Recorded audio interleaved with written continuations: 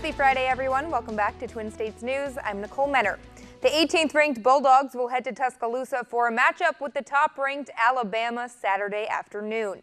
The SEC's top defense will have a chance to finally contain Heisman Trophy candidate Tua Tagovailoa. And from quarterback to quarterback, here's what Nick Fitzgerald had to say on the SEC's biggest threat. Sitting in the hotel, seen him play a couple times, seen some highlights.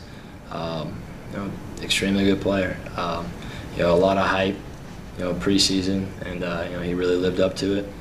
Extremely talented passer for a young guy, very calm in the pocket. He's delivering the ball where he needs to. He's doing very well. All together, they're all around the best defense that we're going to face this year. They're fast, they're sound, they're gap sound, and they don't do a lot of stuff, but they know exactly how to line up to every look that you're going to give them. They're going to run each and every play that they've seen you run all season. They're going to walk through it at least once, and they're going to have a good scheme. So on top of having great athletes, they have great coaches to put them in the right position. And we have another SEC matchup as the Rebels head to College Station to take on the Aggies of Texas A&M. And both teams had bad luck in the fourth quarter last week. Ole Miss lost their lead against South Carolina in the final quarter, while the Aggies are also coming off a fourth quarter comeback loss against Auburn.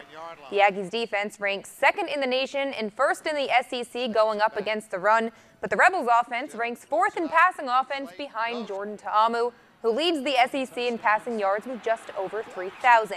The quarterback had injured his foot in last Saturday's loss, but Coach Matt Luke has reiterated that Ta'amu is a go for tomorrow. Kickoff is an early one, 11 a.m.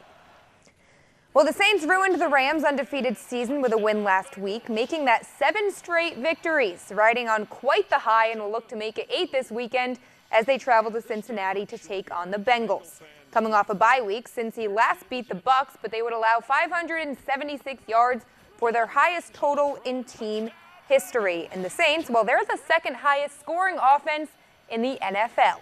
And some other news for the Bengals, wide receiver A.J. Green has been ruled out for the game. Coach Payton and the guys responded to that news at today's practice. Well, it changes relative to a fantastic player, but I think relative to what they do, I think you study the tape and you prepare for the players, you prepare for the scheme that you're seeing.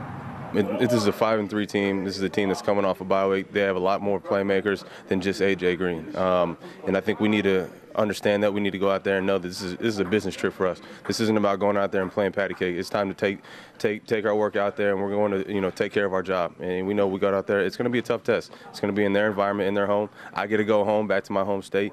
But I'm excited, for what we have, the preparation that we put in so far, and what we're about to do.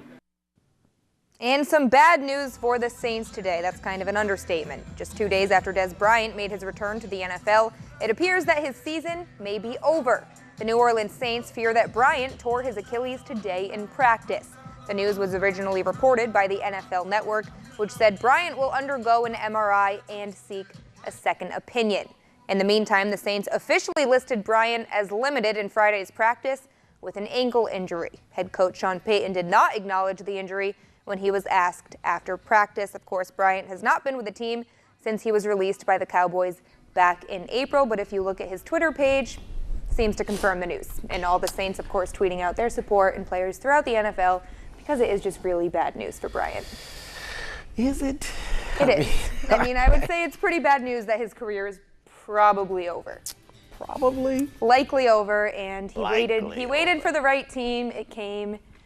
And then it went. And then it went very fast. Thanks a lot.